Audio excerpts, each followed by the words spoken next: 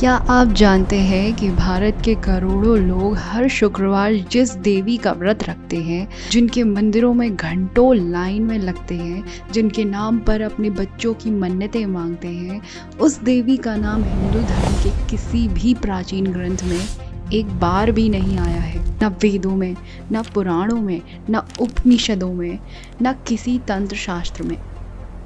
ये कोई आरोप नहीं है, ये कोई षड्यंत्र नहीं है। ये एक ऐसा सवाल है जिसका जवाब हर उस इंसान को जानना चाहिए जो सच में अपनी आस्था को समझना चाहता है।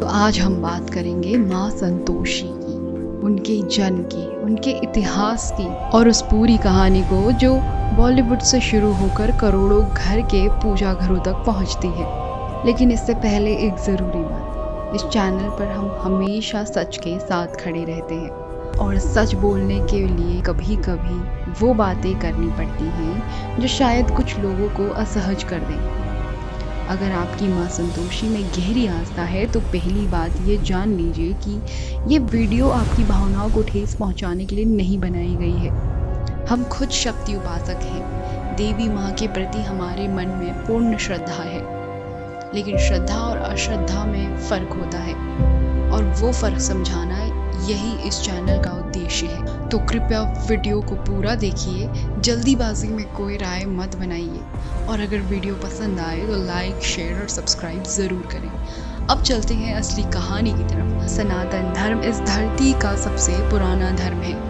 और उसकी सबसे बड़ी खासियत यही है कि हर बात का प्रमाण है, हर देवी देवता का उल्लेख है, हर पूजा पद्धति की व्याख्या है। वेद, उपनिषद, पुराण, तंत्र शास्त्र, आगम शास्त्र, ये सब मिलकर एक ऐसी अद्भुत ज्ञान परंपरा बनाते हैं जो हजारों साल पुरानी है। अब सोचिए, जब भी किसी देवी या देवता की उत्पत्ति होती है तो उसका विवरण इन्हीं ग्रंथों में दर्ज होता है। उनका नाम होता है, उनका स्वरूप होता है, उनकी पूजा विधि होती है, उनके मंत्र होते हैं, उनकी कथाएं होती हैं। माँ दुर्गा को लीजिए, मार्कंडेय पुराण में उनका विस्तृत वर्णन है। देवी भागवत पुराण में माँ लक्ष्मी, माँ सरस्वती, माँ काली सबका उल्लेख है। 10 महाविद्याओं का वर्णन है, 21 शक्ति पीठों की कथाएं हैं। यानी सनातन धर्म में कोई भी देवी अचानक प्रकट नहीं होती, उनकी एक पूरी परंपरा होती है, एक पूरा इतिहास होता है। तो फिर सवाल ये उठता है, माँ संतोषी कहाँ से आई? जो लोग माँ संतोषी में आस्था रखते हैं उनमें से बहुत लोगों का ये मानना है कि माँ संतोषी भगवान गणेश की पुत्री हैं। ये बात बड़े विश्वास के साथ कही जाती है, मंदिरों में भी यही बताया जाता है। लेकिन आइए जरा शास्त्रों की तरफ चलते हैं। भगवान गणेश की 2 पत्नियां थीं, रिद्धि और सिद्धि। रिद्धि यानी समृद्धि की देवी, सिद्धि यानी सफलता की देवी।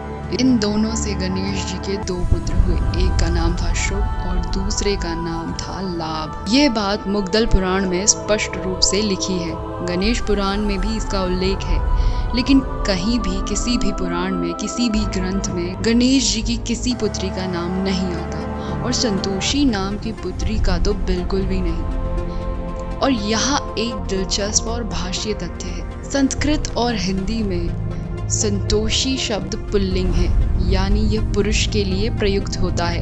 अगर किसी स्त्री देवी का नाम रखना हो तो संतोषिनी होता। ये व्याकरण की बुनियादी बात है।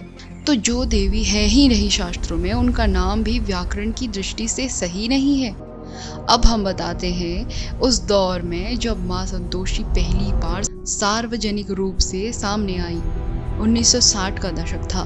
भारत आज़ादी के बाद एक नई करवट ले रहा था।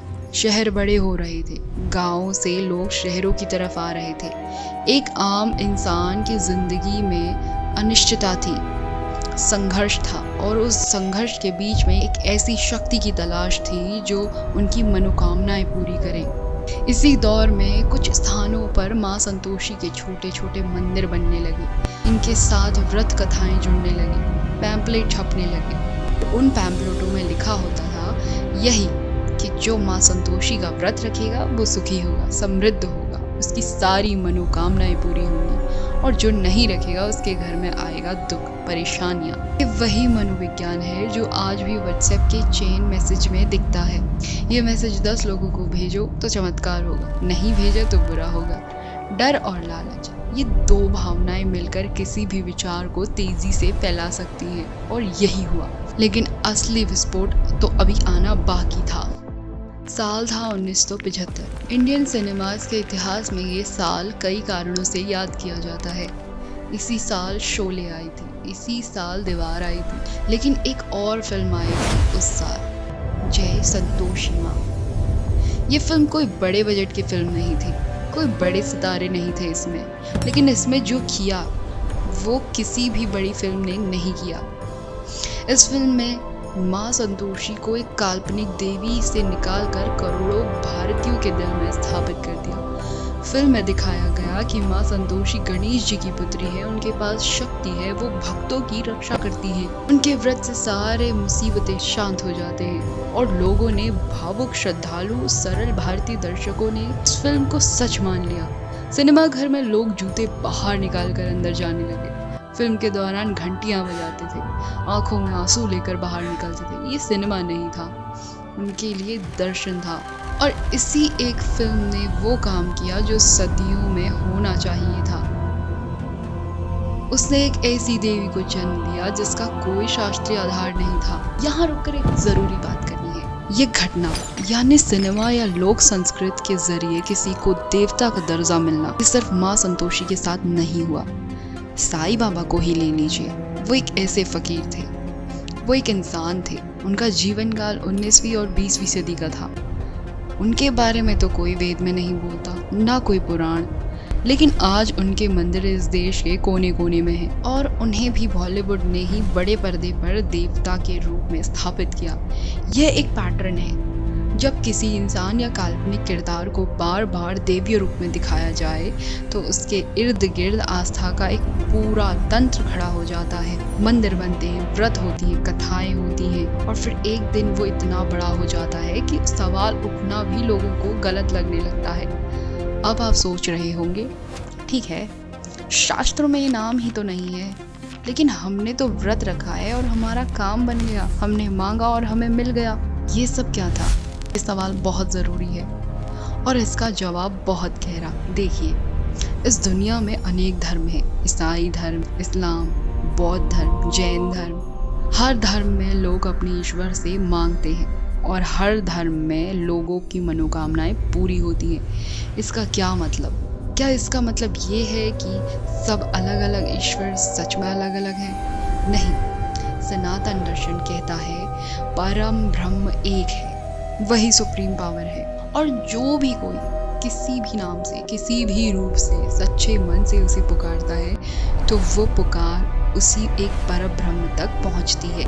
भगवद गीता के 9वें अध्याय के 23वें श्लोक में स्वयं श्री कृष्ण कहते हैं, हे कुंती पुत्र, जो भक्त श्रद्धा पूर्वक अन्य देवी देवताओं की पूजा करते हैं वे भी वास्तव में मेरी ही पूजा करते हैं। यानी अगर आप माँ संतोषी के नाम से भी सच्चे मन से पुकारते हैं तो वह पुकार उस परम शक्ति तक पहुंचती है, वही आपकी मनोकामनाएं पूरी करती हैं। इसीलिए काम बनते हैं, इसीलिए सपने आते हैं, इसीलिए चमत्कार होते हैं। ये माँ संतोषी का चमत्कार है, ये उस परम ब्रह्म का चमत्कार है जो अपनी संतानों को कभी नहीं छोड़ता, चाहे वो किसी भी नाम से पुकारे। जैसे एक बच्चा अपनी माँ को मम्मा कहे या आई कहे या अम्मा कहे, माँ तो माँ होती है, वो हर आवाज़ पहचानती है।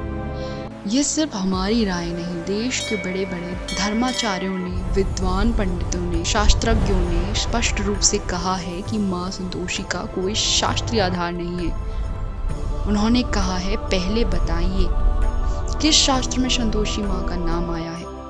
कोई नहीं बता सका, क्योंकि नाम ही नहीं है।